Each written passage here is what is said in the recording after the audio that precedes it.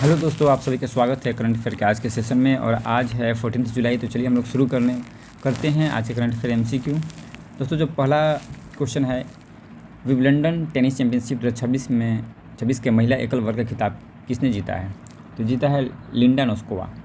Linda Noskova ने हराया है, चेक गणराज्य की रहने वाली हैं, और कैरोलिना मुचावा को दोस्तों इन्होंने हराया है। और ये दोस्तों अपना पहला महिला एकल खिताब जीता है, याद रखिएगा दोस्तों। जो ये ग्रैंड स्लैम खिताब होते हैं टेनिस के, ये 4 होते हैं, साल में 4 ग्रैंड स्लैम आयोजित किए जाते हैं। पहला है ऑस्ट्रेलियन ओपन, ये हार्ड कोर्ट पे खिलाता है। फ्रेंच ओपन ये क्ले कोर्ट पे लाल बजरी कहा जाता है, लाल बजरी की मिट्टी होती है उस पर खिलाता है। विंबलडन ग्रास रूट पे हरी घास पे खिलाता है। और अमेरिकी ओपन हार्ड कोर्ट पे खिलाता है, ये हार्ड होता है दोस्तों। तो ये एक बार पूछा जा चुका है। और 2007 से जो राशि है विंबलडन 2007 में महिला और पुरुष दोनों श्रेणियों में समान पुरस्कार की राशि इक्वल की नीति अपनाई गई थी।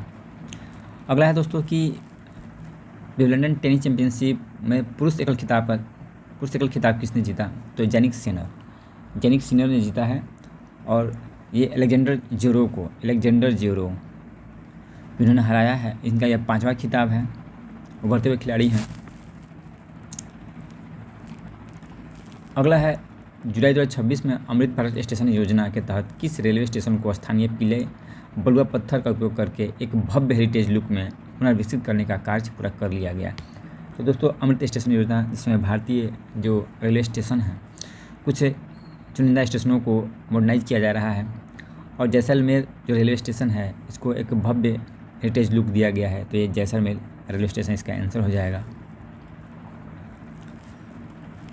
अगला है दोस्तों, नाबार्ड ने अपने 35वें स्थापना दिवस के अवसर पर ग्रामीण युवाओं में उद्यमिता को बढ़ावा देने के लिए किस नए कार्यक्रम की शुरुआत की है? तो नाबार्ड इसकी स्थापना 12 जुलाई 1982 की गई थी, और अब ये अपना 35वां स्थापना दिवस मना रहा है, सेलिब्रेट कर रहा है। और इस अवसर पर इसने एक ग्रामोद्यम नामक जो है एक कार्यक्रम की शुरुआत की है। दोस्तों नाबार्ड जो है ग्रामीण जो हमारे सूक्ष्म लघु उद्योग होते हैं, उनको क्रेडिट देने में, मार्केट तक उनको एक्सेस पहुंचाने में ये अपनी प्रमुख भूमिका निभाता है।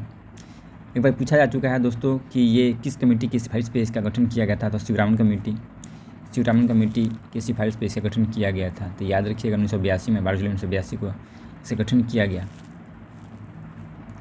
और ये देश में जो कृषि, लघु उद्योग, कुटीर ग्रामोद्योग, हस्तशिल्प, ग्रामीण शिल्प होते हैं, उनके संवर्धन और विकास करने, उनको क्रेडिट देने के लिए ये एक शीर्ष वित्तीय संस्था है।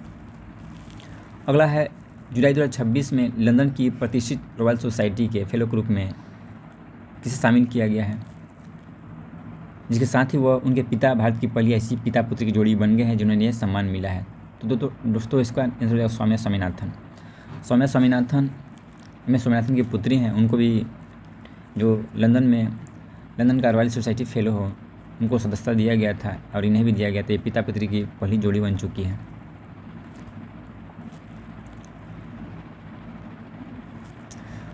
अगला है भारतीय अंतरिक्ष अनुसंधान संगठन द्वारा गगनयान मिशन के क्रू मॉडल के लिए हाल ही में निम्नलिखित में से किस महत्वपूर्ण प्रणाली का सफलतापूर्वक योग्यता किया गया है? तो ये क्रू मॉडल ऑपरेटिंग सिस्टम इसका इसरो के द्वारा जो है इसका सफल परीक्षण किया गया है। होता क्या है दोस्तों, ये समुद्र में लैंडिंग के बाद जो समुद्र में लैंडिंग किया जाता है, जो उसके बाद क्रू मॉडल को सीधा रखने के लिए एक फ्लोट इन्फ्लेशन टेस्ट किया गया है कि क्रू मॉडल सीधा उतरे।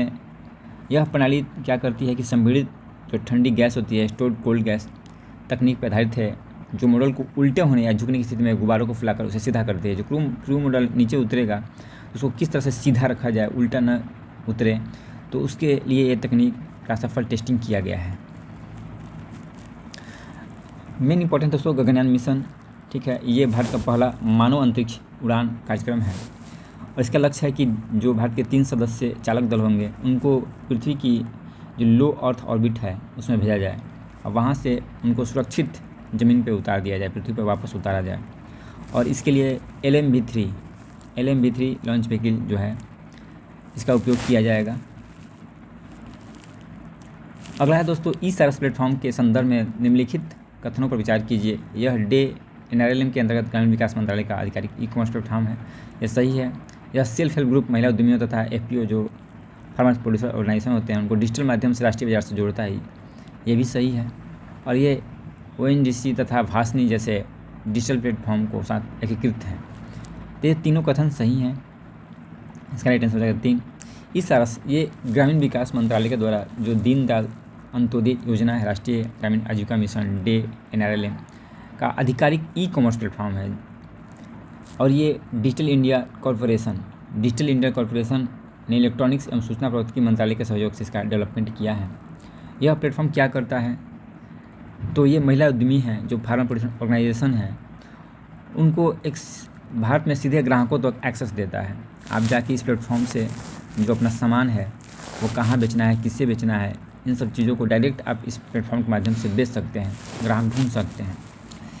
तो दोस्तों ये end to end digital commerce ecosystem उपलब्ध कराता है और इसमें लगभग 8.99 करोड़ से अधिक लोग जो है सेल्फ हेल्प ग्रुप में जुड़े हुए हैं। बहुत सारे प्रोडक्ट्स हैं, 1400 से अधिक प्रोडक्ट्स यहाँ पे उपलब्ध हैं। तो इस तरह से ये ग्रामीण डेवलपमेंट का एक प्रमुख माध्यम बन गया है। अगला है विज्ञान एवं प्रौद्योगिकी से संबंधित मंत्रालय द्वारा देशव्यापी तटीय स्वच्छता अभियान स्वच्छ सागर सुरक्षित सागर के आयोजन का मुख्य उद्देश्य क्या है। तो इसका मुख्य उद्देश्य तटीय इकोसिस्टम की रक्षा और प्लास्टिक मुक्त समुद्र को बढ़ावा देना। दोस्तों इस जो अभियान है स्वच्छ सागर सुरक्षित सागर अभियान, इसका प्रमुख उद्देश्य है कि किस तरह से जो हमारे तटीय इकोसिस्टम है उसको प्लास्टिक से मुक्त बनाया जाए, उस सिस्टम की रक्षा की जाए, इकोसिस्टम की सुरक्षा की जाए। और ये SDG जो 14th लक्ष्य है संयुक्त राष्ट्र का लाइफ बिलो वाटर, उससे सीधे जुड़ती है, उसको समर्थन करती है। अगला है दोस्तों अंतर्राष्ट्रीय भौतिकी ओलंपियाड के संदर्भ में निम्नलिखित कथनों पर विचार कीजिए। वर्ष 2026 में इसके 56वें संस्करण का आयोजन कोलंबिया में किया गया था। ये कथन सही है। दूसरा है भारत में इस ओलंपियाड कार्यक्रम का समन्वय होमी भाभा विज्ञान शिक्षा केंद्र द्वारा किया जाता है। ये भी कथन दोस्तों सही है। तीसरा है भारत ने इस प्रतियोगिता में अब तक अपने इतिहास में पहली बार सभी 5 स्वर्ण पदक जीतकर शीर्ष स्थान प्राप्त किया है। ये कथन दोस्तों गलत है। 5 स्वर्ण पदक तो जीता है भारत ने, लेकिन इसके पहले भी पहली बार नहीं है, दूसरी बार है, तो ये कथन गलत हो जाता है। ये कोलंबिया में बुकारामंगा में इसका 56वें अंतर्राष्ट्रीय भौतिकी जो ओलंपियाड है उसका आयोजन किया गया और भारत ने 5 स्वर्ण पदक गोल्ड मेडल्स संयुक्त रूप से विश्व में प्रथम स्थान पे ये रैंकिंग फर्स्ट रैंक प्राप्त किया है, यानी 5 गोल्ड मेडल जीत लिया है। पदक तालिका में शीर्ष स्थान पर भारत के साथ चीन, रूस, कजाकिस्तान, दक्षिण कोरिया और ताइवान भी शामिल रहे हैं। नेक्स्ट है हाल ही में समाचारों में रहे एक पेड़ माँ के नाम अभियान के संदर्भ में निम्नलिखित कथनों पर विचार करना है। पहला है इस अभियान के अंतर्गत गांधीनगर ने 1 घंटे में 3.61 लाख से अधिक पौधे लगाकर गिनीज वर्ल्ड रिकॉर्ड बनाया है। तो ये सही है। इस वृक्षारोपण अभियान का आयोजन केंद्रीय गृह एवं सहकारिता मंत्रालय द्वारा पूर्णतः संचालित किया गया है। ये दोस्तों कथन गलत है। ये वन मंत्रालय द्वारा इसका आयोजन किया गया था और यह अभियान शहरी वानिकी को बढ़ावा देने के लिए किया गया था। तो ये कथन 3 सही है। 1 और 3 सही आंसर हो जाएगा। राज्य के जो DPSP होते हैं भारतीय संविधान का अनुच्छेद 48A, उसमें यह कहा गया है कि राज्य को पर्यावरण के संरक्षण और संवर्धन protection and improvement of environment तथा वन्य जीवों की रक्षा करने का निर्देश देता है। 42वें संविधान संशोधन 1977 से जोड़ा गया था दोस्तों, ये भी याद रखिएगा। तो ये इंपॉर्टेंट है। मौलिक कर्तव्य जो 51AG है उसके तहत कहा गया है कि प्रत्येक नागरिक का कर्तव्य होगा कि वह वन, झील, नदियों और जो वन्य जीव हैं उनकी रक्षा करेगा, उनका संवर्धन करने का प्रयास करेगा। संविधान की अनुसूची जो 42वें संविधान द्वारा वन फॉरेस्ट जो है वन्य जीवों का संरक्षण, उसको राज्य सूची से हटाकर जो स्टेट लिस्ट से हटाकर इसको कंक्रीट लिस्ट में डाल दिया गया, यानी समवर्ती सूची में रखा गया था। याद रखिएगा जो वन है हमारा वन्य जीवों का संरक्षण, ये 42वें संविधान संशोधन के द्वारा समवर्ती सूची का विषय है। बार बार एग्जाम में पूछा जाता है ये। इसके बाद ये भी याद रखिएगा कि मौलिक कर्तव्य कौन से में है, वन्य जीवों का संरक्षण करना, वन झीलों को। 51AG।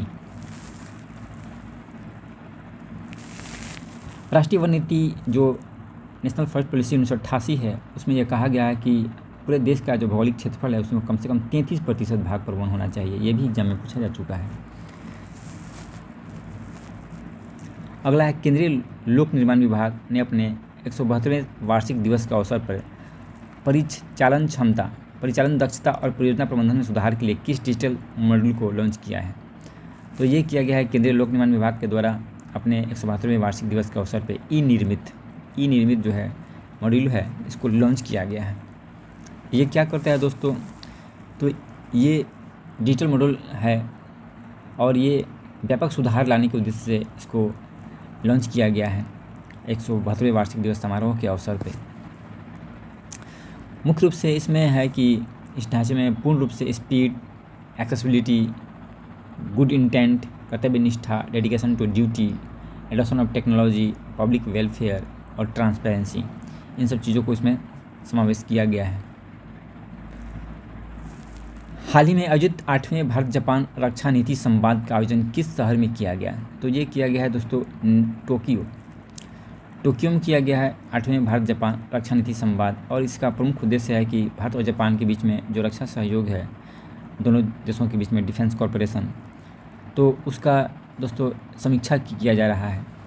भारत जापान रक्षा के क्षेत्र में साझेदारी करते हैं, क्वाड में भी ये दोनों सदस्य देश हैं और 2+2 समांतर टैलेंट मैकेनिज्म प्रतिवर्ष होता रहता है। दोनों देश दोस्तों ज्वाइंट मिलिट्री एक्सरसाइज भी करते हैं।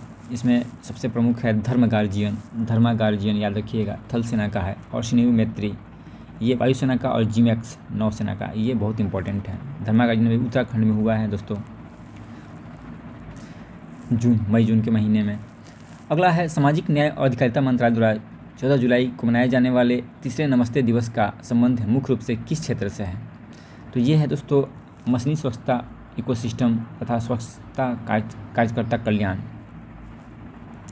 जो नमस्ते कार्यक्रम है ये दोस्तों वर्ष 2023 में शुरू किया गया था और इस कार्यक्रम का 3 वर्ष पूरा हो गया है 14 जुलाई को।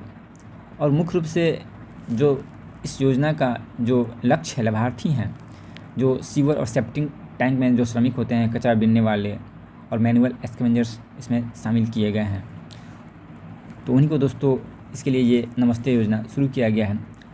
भारत का जो संविधान का अनुच्छेद आर्टिकल 21 है, वो प्रत्येक व्यक्ति को, प्रत्येक नागरिक को जीवन जीने का अधिकार, राइट टू लाइफ प्रदान करता है, right to life with dignity, यानी गरिमापूर्ण जीवन जीने का अधिकार देता है।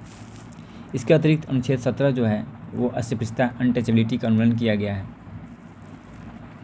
जो दोस्तों पहले जो संसद द्वारा हाथ से मैला उठाने वाले कर्मियों के लिए एक विधेयक पेश किया गया था, पुनर्वास अधिनियम 2013, PEMSR एक्ट 2013।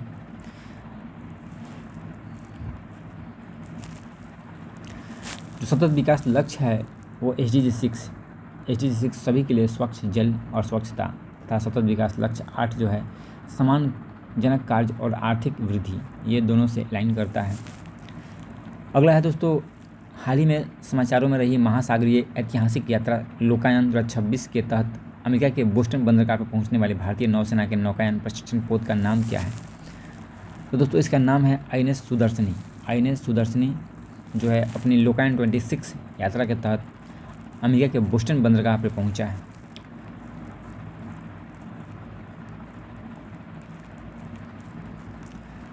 नेक्स्ट है दोस्तों हाल ही में भारतीय नौसेना शामिल किए गए INS संशोधक का संबंध मुख्य रूप से किस स्वदेशी पोत श्रेणी से है, यानी किस श्रेणी का ये पोत है? तो यह संधायक श्रेणी के सर्वेक्षण पोत है। INS संशोधक एक सर्वेक्षण पोत है, गश्ती पोत है, पेट्रोल वेसल है जो हमारी तट रेखा है 7,516 किलोमीटर, लेकिन जो नए आंकड़े आए हैं उसमें 11,098 किलोमीटर का जो हमारा तटीय क्षेत्र है, तो उस पर ये निगरानी करते हैं ये जो पेट्रोल वेसल है।